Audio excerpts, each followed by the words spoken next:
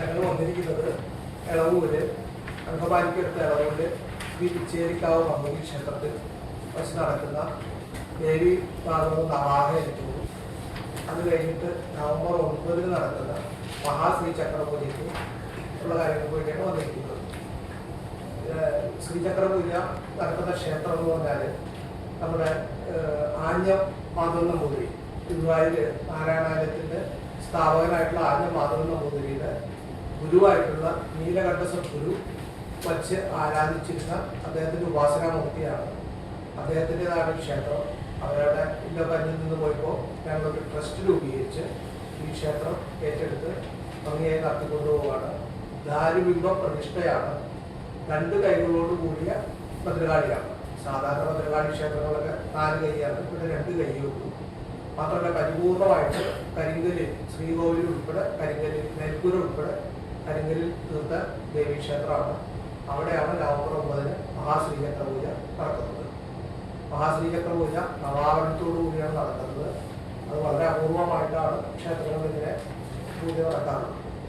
എല്ലാ ഭക്തജനങ്ങൾക്കും അതിനകത്ത് പങ്കെടുക്കാം.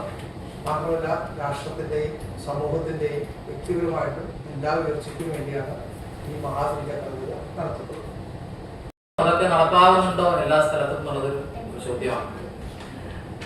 അവിടേക്ക് നമുക്ക് എത്താവുന്ന ഒരു ഉത്തരമാണ് ഈ ശ്രീവിദ്യ സമ്പ്രദായത്തിലുള്ള യന്ത്രം. നമ്മൾ ഈ പറഞ്ഞ ശ്രീചക്രം എന്ന് പറയുന്ന യന്ത്രം നമ്മൾ ഫോളോ ചെയ്യണമെന്ന് തന്നെയാണ്. എന്തുകൊണ്ടാണെന്ന് വെച്ചാൽ ഈ ശ്രീചക്രം 2 ആയിട്ടുള്ള ഒരു സംഗതിയെ അഭേദ്യമായ രീതിയിൽ ഭേദിക്കാൻ പറ്റാത്ത രീതിയിൽ ചേർത്ത് നിർത്തിക്കൊണ്ടാണ് നിർമ്മിച്ചിട്ടുള്ളത്. ജോമെട്രിയുടെ ഏറ്റവും ശ്രേഷ്ഠമായിട്ടുള്ള കണക്കിൽ ഏറ്റവും ഉന്നതമായ ചില ഉത്തരം കിട്ടാത്ത ചില കാര്യങ്ങൾ നമുക്ക് അതിനെ സമീപിക്കുമ്പോൾ മനസ്സിലാവും. അതായത് ശ്രീചക്രത്തിന്റെ ഘടനയിൽ 5 ത്രികോണങ്ങൾ മുകളിലോട്ടും 4 ത്രികോണങ്ങൾ താഴോട്ടുമായിട്ടുള്ള സമ്പ്രദായമാണ് അതിന്റെ ഒരു ഘടന. ഈ 5 ത്രികോണങ്ങൾ മുകളിലോട്ടുള്ള ഭാഗത്തെ ശക്തിചക്രം എന്നാണ് പറയുക. 4 ത്രികോണങ്ങൾ താഴോട്ടുള്ള ഭാഗത്തെ ശിവചക്രം എന്ന് പറയും. അപ്പൊ ശിവശക്തി സംഗമമാണ്. ശിവന്റെയും ശക്തിയുടെയും അഭേദ്യമായ ഒരിക്കലും വേർപെടുത്താൻ പറ്റാത്ത രീതിയിലുള്ള കൂടിച്ചേർന്നിരിക്കുന്ന ഒരവസ്ഥയാണ് ഈ ശ്രീചക്രം എന്നുള്ളത്.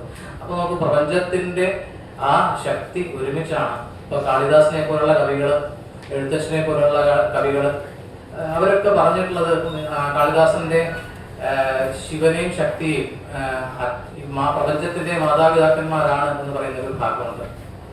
അതുപോലെ എഴുത്തച്ഛന്റെ ചില കൃതികളിലൊക്കെ നമുക്ക് അത് കാണാനായിട്ട് സാധിക്കും. അങ്ങനെ കവികളായിട്ടുള്ള കവികളൊക്കെ അതുപോലെ തന്നെ ശാസ്ത്രകാരന്മാരൊക്കെ ഏത് കാലഘട്ടത്തിലും ആരാധിക്കുകയും അവരുടെ കഴിവിനെ കൂടുതൽ ഉന്നതിയിലേക്ക് എത്തിക്കാൻ വേണ്ടിയിട്ട് പരിശ്രമിച്ച് അതിനു വേണ്ടിയിട്ട് അവർ പ്രയോഗിച്ച അല്ലെങ്കിൽ അതിനുവേണ്ടി പ്രയോജനപ്പെടുത്തിയ ഒരു തന്ത്രശാസ്ത്ര പദ്ധതി കൂടിയാണ് ഈ ശ്രീവിദ്യാ സാധന പദ്ധതി. അതിലെ ഏറ്റവും ശ്രേഷ്ഠമായ ആരാധന പദ്ധതിയാണ് ശ്രീചക്രപൂജ പദ്ധതി. ഇതിൽ വേറൊരു കാര്യം കൂടെ പറയാൻ, എങ്ങനെയാണ് ഇത് ആരാധിക്കപ്പെട്ടു വന്നിരുന്നത് എന്നുള്ളത് ഏറ്റവും പ്രാധാന്യം അർഹിക്കുന്ന ഒരു കാര്യമാണ്. അതായത് നമ്മൾ രാജഭരണ കാലഘട്ടം ഉണ്ടായിരുന്നു. ആ രാജഭരണ കാലഘട്ടത്തിൽ രാജാക്കന്മാർ മുഴുവൻ ആരാധിച്ചിരുന്ന ദേവതയാണ് ഈ ശ്രീവിദ്യ അല്ലെങ്കിൽ ശ്രീചക്രം. എന്തുകൊണ്ടാണെന്ന് വെച്ചാൽ നേരത്തെ പറഞ്ഞതുപോലെ പ്രപഞ്ചത്തിന്റെ മുഴുവൻ അധിപയാണ് ആ ശ്രീവിദ്യ അല്ലെങ്കിൽ ശ്രീ മഹാരാജ്ഞി എന്നത്. ആ മഹാരാജ്ഞി ഭാവത്തിലുള്ള ആ ദേവതയെ ആരാധിക്കുമ്പോൾ ലോകം മുഴുവൻ തനിക്ക് കീഴിലാകും എന്നുള്ള ആ ഒരു സവിശേഷമായ ഒരു പോയിന്റിൽ നിന്നുകൊണ്ടാണ് അത് ആരാധിച്ചത്. അതുപോലെ തന്നെ ഈ ശ്രീവിദ്യയുടെ കൂടെയുള്ള എപ്പോഴും സ്വന്തം സഹചാരിണിയായിട്ടുള്ള മാതങ്കി എന്ന് പറയുന്ന ദേവത ഒരു മാനേജ്മെന്റ് സിസ്റ്റം കൈകാര്യം ചെയ്ത ദേവതയാണ്. എങ്ങനെ ഒരു രാജ്യത്തെ മുന്നോട്ട് കൊണ്ടുപോകാം എന്ന് രാജാവിനെ കൃത്യമായി ഉപദേശിച്ച് ഒരു ഉപദേഷ്ട ഭാവത്തില്, മന്ത്രി എന്നുള്ള ഭാവത്തില് രാജാവിന്റെ കൂടെ തന്നെ ഉണ്ടായിരുന്നു. അതുകൊണ്ട് ആ മന്ത്രി പദത്തിലുള്ള എല്ലാവരും ആരാധിച്ചിരുന്നത് ഈ ശ്രീവിദ്യാ സമ്പ്രദായത്തിലെ മാതങ്കി എന്ന് പറയുന്നത്. ഒപ്പം സംഗീത ദേവത കൂടിയാണ്, അറിവിന്റെ ദേവത കൂടിയാണ് ഈ മാതങ്കി. അതിന്റെ താഴെയായിട്ട് വാരാഹി എന്ന് പറയുന്ന ദേവത. ഈ വാരാഹി ദേവതയെ ആരാധിച്ചിരുന്നത് സാധാരണ രാജഭരണ കാലഘട്ടത്തില് ഈ ഭടന്മാരാണ്. എന്തുകൊണ്ടെന്ന് വെച്ചാൽ ശ്രീവിദ്യാ സമ്പ്രദായത്തിലുള്ള ആ ദേവതയുടെ ഭടനായികയാണ്. പടയാളികൾ എന്നൊക്കെ പറയാറില്ല, പടനായകൻ എന്നൊക്കെ പറയാറില്ല, പടനായികയാണ് ഈ വാരാഹി. അപ്പൊ അതുകൊണ്ട് തന്നെ ആ ദേവതയെ ആരാധിച്ചാൽ അത്രത്തോളം ശക്തി ഈ ഭടനായകന്മാർക്ക് ഉണ്ടാകും. അപ്പൊ അങ്ങനെ ഭൗതികമായ എല്ലാ നേട്ടങ്ങൾക്കും ശക്തിക്കും ബുദ്ധിക്കും ഒക്കെ ആവശ്യമായ രീതിയിൽ പ്രയോജനപ്പെടുത്തിയ ഒരു ശാസ്ത്രമാണ് ഒരു കാലഘട്ടത്തിൽ. അത് നമുക്ക് ഒരു കാലഘട്ടത്തിൽ അന്യം നിന്ന് പോവുകയും, പക്ഷെ ഇതിന് ഒരു പുനർജനി ഉണ്ടാവുകയും അതിന് വിപുലമായ ഒരു അംഗീകാരവും അതിനൊരു സാധ്യതയും ഇന്ന് നമുക്ക് കാണാനായിട്ട് സാധിക്കും. നമുക്ക് ഇന്റർനെറ്റിലൊക്കെ സെർച്ച് ചെയ്യാൻ ധാരാളമായിട്ട് ഇതുമായിട്ടുള്ള ബന്ധപ്പെട്ട അറിവുകൾ ഇൻസ്റ്റാഗ്രാമിൽ ഇത് മുഴുവനുണ്ട്. നമ്മളെ ഇന്നത്തെ കാലഘട്ടത്തിൽ നമുക്ക് അറിയാനായിട്ട് സാധിക്കും. അതിനെ വേണ്ട രീതിയിൽ ജനങ്ങൾ വേണ്ട രീതിയിൽ പ്രയോജനപ്പെടുത്താനായിട്ട് സാധിക്കട്ടെ എന്ന് മാത്രമാണ് ഈ ഒരു അവസരത്തിൽ പറയാനുള്ളത്. ഈ ശ്രീചക്ര പൂജയുടെ സവിശേഷത നമ്മൾ സാധാരണ ക്ഷേത്രങ്ങളൊക്കെ ആയിട്ട് ബന്ധപ്പെട്ട് പൂജകൾ നടത്താറുണ്ട്. ഈ ക്ഷേത്രങ്ങളായിട്ട് ബന്ധപ്പെട്ട പൂജകൾ സ്വതവേ ശിവൻ, വിഷ്ണു, ഭദ്രകാളി, ദുർഗ, കൃഷ്ണൻ അങ്ങനെയുള്ള ദേവതകളെയാണ് സാധാരണ പ്രതിഷ്ഠിച്ച് ആരാധിച്ചു വരുന്നത്. എന്നാൽ ശ്രീചക്രം പ്രതിഷ്ഠിച്ച് ആരാധിച്ചു വരുന്ന ക്ഷേത്രങ്ങൾ വളരെ അപൂർവമാണ് കേരളത്തിൽ. നമുക്ക് ചെട്ടികുളങ്ങര പോലെയുള്ള ക്ഷേത്രങ്ങളിലൊക്കെ പോയാൽ പ്രത്യക്ഷമായിട്ട് ശ്രീചക്രം കാണാനായിട്ട് സാധിക്കും. പക്ഷെ ചില ക്ഷേത്രങ്ങളിൽ പീഠത്തിന്റെ അടിയിലും അല്ലെങ്കിൽ ദേവതയുടെ ഇരിക്കുന്ന ദീപത്തിന്റെ അടിയിലൊക്കെ ശ്രീചക്രം ഉണ്ട് എന്നുള്ളൊരു സങ്കല്പം പറയാറുണ്ട്. നേരിട്ട് കണ്ടവർ ചുരുക്കമാണ്. അപ്പൊ അങ്ങനെയുള്ള ചില സങ്കല്പങ്ങൾ മാത്രമാണ് ഈ ക്ഷേത്ര വിധാനത്തിൽ ശ്രീചക്ര പൂജയായിട്ട് ബന്ധപ്പെട്ട് പറയാനുള്ളത്. അതുകൊണ്ട് തന്നെ നേരിട്ട് ശ്രീചക്രത്തിൽ പൂജ ചെയ്യുന്ന ഒരു സംവിധാനം കേരളത്തിൽ അപൂർവമാണ്. അതുകൊണ്ടാണ് ശ്രീചക്രം എന്ന് പറയുന്ന പത്മം അല്ലെങ്കിൽ ശ്രീചക്രം എന്ന് പറയുന്ന ഒരു കളം വരച്ചിട്ട് അതിൽ ദേവതയെ ശ്രീചക്ര പൂജ എന്ന് പറയുമ്പോൾ അതിനകത്ത് ആരാധിക്കപ്പെടുന്ന ദേവത ശ്രീവിദ്യ എന്ന് പറയുന്ന ദേവതയാണ്. ഈ ശ്രീവിദ്യ എന്ന് പറയുന്ന ദേവത എന്തുകൊണ്ടാണ് ആ പേര് വന്നത് എന്ന് നമുക്ക് ചിന്തിക്കുമ്പോൾ, ശ്രീ എന്ന് പറഞ്ഞാൽ ഐശ്വര്യമാണ്, വിദ്യ എന്ന് പറഞ്ഞാൽ അറിവാണ്. ഈ വിദ്യയും ഐശ്വര്യവും ഒരുമിച്ചിരിക്കുന്ന സ്ഥലം വളരെ അപൂർവമാണ് നമ്മൾ പറയാറുണ്ട്. അവിടെ ഈ ശ്രീവിദ്യ ഉപാസനയെ കുറിച്ച് തന്നെ പറയുന്നൊരു കാര്യം, എത്ര അസ്ഥി ഭോഗോ എന്നുവെച്ചാൽ തത്ര മോക്ഷം, എത്ര അസ്ഥി മോക്ഷോ എന്നുവെച്ചാൽ തത്ര ഭോഗ, ശ്രീ സുന്ദരി പൂജന തൽപരാണ ഭോഗശ്ച മോക്ഷശ്ച കരസ്ഥരേവാണ. അതായത് എവിടെ ഐശ്വര്യം ഇരിക്കുന്നുണ്ടോ അവിടെ വിദ്യ ഇരിക്കാനായിട്ടുള്ള സാധ്യത കുറവാണ്. എവിടെ വിദ്യ ഇരിക്കുന്നുണ്ടോ അവിടെ ഐശ്വര്യം വരാനുള്ള സാധ്യത വളരെ കുറവാണ്. എന്ന് പറഞ്ഞാൽ ലക്ഷ്മിയും വിദ്യയും ഒരുമിച്ചിരിക്കുന്ന സ്ഥലം വളരെ കുറവാണ്. ഭൗതിക സുഖങ്ങളെ ആഗ്രഹിക്കുന്നവന് മോക്ഷവും ലഭിക്കും, മോക്ഷത്തെ ആഗ്രഹിക്കുന്നവന് ഭൗതിക സുഖം. ഇങ്ങനെ രണ്ട് ഭാഗങ്ങളും അല്ലെങ്കിൽ രണ്ട് അവസ്ഥകളും ഒരേപോലെ സിദ്ധിക്കുന്ന ഒരു ഉപാസന പദ്ധതിക്കാണ് ഈ ശ്രീവിദ്യ എന്ന് പറയുന്നത്. ആ ശ്രീവിദ്യ എന്ന് പറയുന്ന ദേവതയും ഭൗതികമായ നേട്ടങ്ങൾക്കും ആധ്യാത്മികമായ നേട്ടങ്ങൾക്കും ഒരേപോലെ പ്രയോജനപ്പെടുത്താവുന്ന രീതിയിൽ ആരാധിക്കുന്ന സമ്പ്രദായമാണ് ഈ ശ്രീവിദ്യ ഉപാസന. ആ ശ്രീവിദ്യ ഉപാസനയിലെ പൂജാ പദ്ധതിയാണ് ശ്രീചക്ര പൂജ. നേരത്തെ പറഞ്ഞതുപോലെ വളരെ അപൂർവമായിട്ട് നടക്കുന്ന പൂജാ ക്രമമാണ്. അതിൽ നവാവരണം എന്ന് പറയുന്ന ഒരു പൂജാ പദ്ധതിയാണ് ഈ ശ്രീചക്ര പൂജയിലുള്ളത്. നവാവരണം 9 ആവരണത്തിലൂടിയിട്ട് ദേവതയെ പൂജിക്കുക. ഈ 9 ആവരണങ്ങളുടെ പേര് കൊണ്ട് തന്നെ അതെന്തിനെയൊക്കെ സൂചിപ്പിക്കുന്നു നമുക്ക് മനസ്സിലാക്കാനായിട്ട് സാധിക്കും. അതായത് ഈ 9 ആവരണങ്ങൾ നമ്മൾ സാധാരണ പറയാറുണ്ട്, നവഗ്രഹങ്ങളെ കുറിച്ചൊക്കെ പറയാറുണ്ട്. 9 ഗ്രഹങ്ങൾ പറയാറുണ്ട്. ഈ 9 ഗ്രഹങ്ങൾ ഉൾപ്പെടെ അല്ലെങ്കിൽ പ്രപഞ്ചത്തിന്റെ സമ്പൂർണമായ ഒരു ഘടനയും ശ്രീചക്രം എന്ന് പറയുന്ന ഒരു ഉപാധിയിലേക്ക് കൊണ്ടുവന്ന് കോൺസെൻട്രേറ്റ് ചെയ്തിട്ട് ആ കോൺസെൻട്രേറ്റ് ഏറ്റവും മധ്യഭാഗത്തുള്ള ബിന്ദു എന്ന് പറയും. അത് പ്രപഞ്ചത്തിന് തന്നെ പൂർണ്ണരൂപം ആണ് ഈ ശ്രീചക്രം എന്ന് പറയുന്നത്. ആ പ്രപഞ്ചത്തിന്റെ പൂർണ്ണരൂപമായിട്ടുള്ള ശ്രീചക്രത്തിൽ ഈ പ്രപഞ്ചം മുഴുവൻ ഉൾപ്പെടുന്നുണ്ട്. എന്ന് പറഞ്ഞാൽ പ്രപഞ്ചത്തിലെ എല്ലാ ശക്തികളും ഉൾപ്പെടുന്നുണ്ട്. അതുമായിട്ട് ബന്ധപ്പെട്ട അനേകം കോടി ദേവതകളെ ഈ ശ്രീചക്രത്തിൽ ആരാധിക്കപ്പെടുന്നുണ്ട്. സിദ്ധി ദേവതകളാണ്. ആ സിദ്ധി ദേവതകൾ ഓരോരുത്തരും ആരാധിക്കപ്പെടുമ്പോൾ അവർ നമുക്ക് അനുഗ്രഹം ചെയ്യും എന്നുള്ളതാണ് പൂജയുടെ വിശേഷം. അപ്പൊ അങ്ങനെയുള്ള സിദ്ധിദേവതകളെ, ഗ്രഹങ്ങളെ, നക്ഷത്രങ്ങളെ ഉൾപ്പെടെ ഈ പ്രപഞ്ചത്തിലെ എല്ലാ സകല ചരാചരങ്ങളെയും നിലനിർത്തുന്ന ഒരു എനർജിയാണ്. ആ എനർജിക്ക് അടിസ്ഥാനമായിട്ടുള്ള അല്ലെങ്കിൽ ആ സൃഷ്ടിക്ക് മുഴുവൻ അടിസ്ഥാനമായിട്ടുള്ള മാതൃസ്വരൂപം എന്നുള്ള ദേവത ഭാവത്തിൽ ആണ് ഈ ദേവതയെ കോൺസെൻട്രേറ്റ് ആയിട്ട് അതിന്റെ ഏറ്റവും സെൻട്രലായിട്ട് ആ യന്ത്രത്തിന്റെ ഏറ്റവും മധ്യഭാഗത്തായിട്ട് ആരാധിക്കപ്പെടുന്നത്.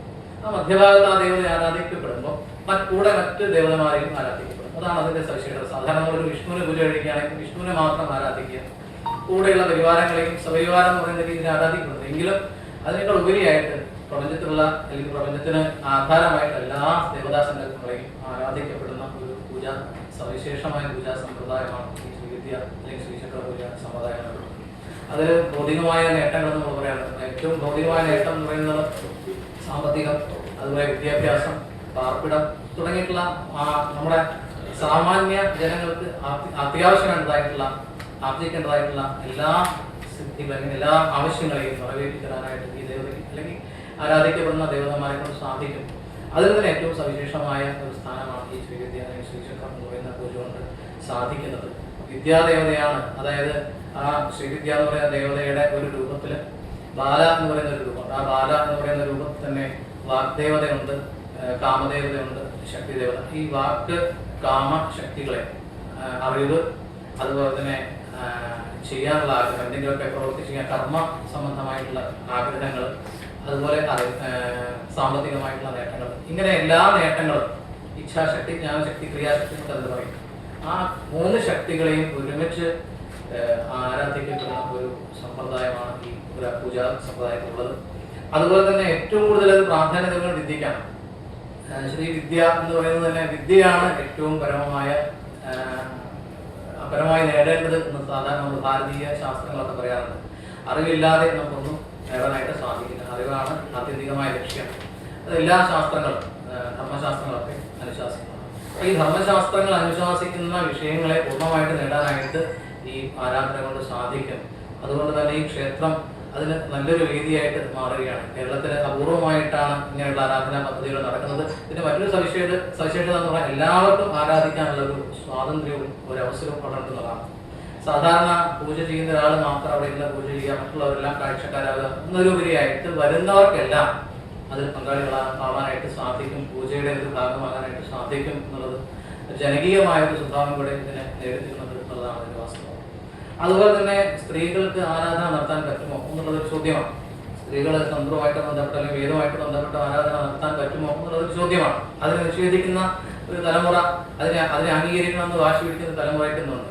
അപ്പൊ അവിടെയൊക്കെ നമുക്ക് ഉത്തരമാണ് ഈ ശ്രീവിദ്യ അല്ലെങ്കിൽ ശ്രീചക്ര പൂജ എന്നുള്ളത്. എന്തുകൊണ്ടാണ് എന്ന് വെച്ചാൽ ഈ ശ്രീചക്ര പൂജ സമ്പ്രദായം ഈ ഭാരതത്തിൽ നിലനിൽക്കുന്നത് 2 പദ്ധതികളിലൂടെയാണ്. ഒന്ന് അഗസ്ത്യൻ എന്ന് പറയുന്ന മുനി പിന്തുടരുന്ന ഒരു പദ്ധതിയും, 2 ലോപാമുദ്ര എന്ന് പറയുന്ന ഒരു സ്ത്രീ ആയിട്ടുള്ള ഒരു ഉപാസക പിന്തുടരുന്ന പദ്ധതിയുമാണ്. നൂറ്റാണ്ടുകൾക്ക് മുൻപാണ് അവർ പിന്തുടർന്നത്. ഈ അഗസ്ത്യരുടെ പത്നിയാണ് ലോപാമുദ്ര. ഈ ലളിതാ സഹസ്രനാമത്തിലൊക്കെ ആ ലോപാമുദ്രയെ കുറിച്ചുള്ള പരാമർശമുണ്ട്.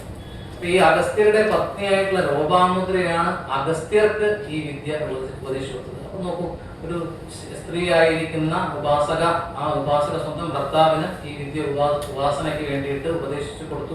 അത്രത്തോളം മഹാത്മ്യം സ്ത്രീകൾക്കുണ്ടായിരുന്ന ഒരു കാലഘട്ടത്തിൽ നമുക്ക് പറയാം ഈ ഉപാസന പദ്ധതിയിൽ. അതൊക്കെ തിരികെ കൊണ്ടുവരേണ്ട ഒരു കാലഘട്ടമാണ്. ഇന്ന് ധാരാളം ഉപാസകകളായിട്ടുള്ള സ്ത്രീകൾ ഭാരതത്തിലുടനീളമുണ്ട്. അവരൊക്കെയാണ് ഇതിന്റെ ഒരു ശക്തി എന്ന് പറയുന്നത്. അപ്പൊ അത് അങ്ങനെയുള്ള സ്ത്രീ ശാക്തീകരണത്തിന് കൂടെ നമുക്ക് പ്രയോജനപ്പെടുത്താവുന്ന ഒരു ഉത്തമ പദ്ധതിയാണ് ഈ ശ്രീവിദ്യ എന്ന് പറയുന്ന പദ്ധതി. അതുപോലെ തന്നെ ഈ ശ്രീവിദ്യയുടെ ആരാധനാക്രമത്തിൽ എല്ലാ ദേവതകളെയും ആരാധിക്കപ്പെടുന്നുണ്ട്.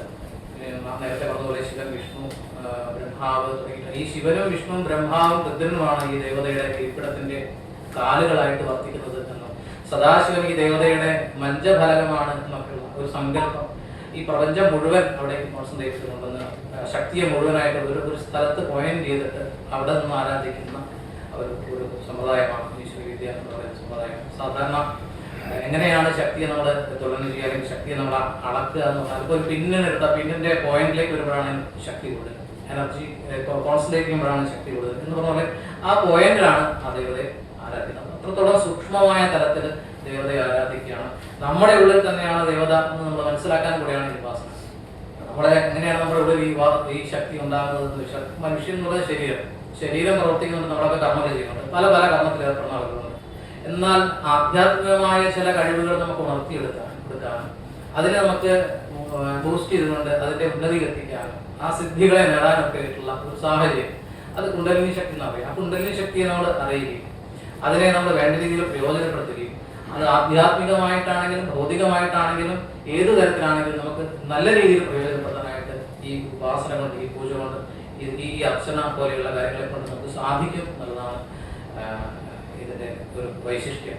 ഇത് എങ്ങനെയാണ് ഈ ഒരു പദ്ധതി ഉടലെടുത്തെന്ന് വെച്ചാൽ, സാധാരണ തന്ത്രശാസ്ത്രത്തില് ശിവൻ ദേവിക്ക് ഉപദേശിക്കുന്ന ചില സമ്പ്രദായങ്ങൾ, പൂജാ സമ്പ്രദായങ്ങൾ, അത് ശിവ ആഗമങ്ങളായിട്ടും ശക്തി ശിവന് ഉപദേശിച്ച ചില സമ്പ്രദായങ്ങൾ, അത് തന്ത്രം എന്ന് പറയുന്ന രീതിയിൽ ശക്തി സംബന്ധമായിട്ടുള്ളതാണ്. അതിൽ ഈ ശക്തി സംബന്ധമായിട്ട് ശക്തി ശിവന് ഉപദേശിച്ച, നമുക്ക് ഒരു സ്ത്രീ എന്ന് പറയുന്ന നമ്മൾ സാധാരണ പലപ്പോഴും മാറ്റി നിർത്തപ്പെടുന്ന ഒരു വിഭാഗം അല്ലെങ്കിൽ ഒരു അത്രയും പരിഭാവനമായിട്ടുള്ള ഒരു സങ്കല്പത്തെ എത്രത്തോളം ഉയർത്തിക്കൊണ്ടാണ് തന്ത്രശാസ്ത്രം പോലെയുള്ള ശാസ്ത്രങ്ങൾ നമ്മുടെ മുമ്പിൽ അവതരിപ്പിക്കുന്നത്. ശക്തിക്ക് എത്രത്തോളം പ്രാധാന്യമുണ്ട്, സ്ത്രീക്ക് എത്രത്തോളം പ്രാധാന്യമുണ്ട്. ആ സ്ത്രീ ആയിട്ടുള്ള ശക്തി ശിവന് ഗുരുവായിട്ട് മാറുകയാണ്. അങ്ങനെയുള്ള ശാസ്ത്രത്തിൽ ഊന്നിക്കൊണ്ടാണ് ഈ ആരാധന നടത്തുന്നത് എന്നുള്ളതാണ് ഇതിൻ്റെ ഒരു ഏറ്റവും വലിയ വൈശിഷ്ട്യം. അങ്ങനെ നമുക്ക് ശക്തി അല്ലെങ്കിൽ എനർജി നൽകിയിട്ടുള്ള ഒരു സവിശേഷമായ ശാസ്ത്രം തന്നെയാണ്, എനർജി സംബന്ധമായിട്ടുള്ള ശാസ്ത്രം തന്നെയാണ് ഈ ശ്രീവിദ്യാ സമ്പ്രദായം. അതിലെ പൂജാ പദ്ധതിയാണ് ശ്രീവിദ്യാ പൂജാ പദ്ധതി, അല്ലെങ്കിൽ ശ്രീചക്ര പൂജാ പദ്ധതി.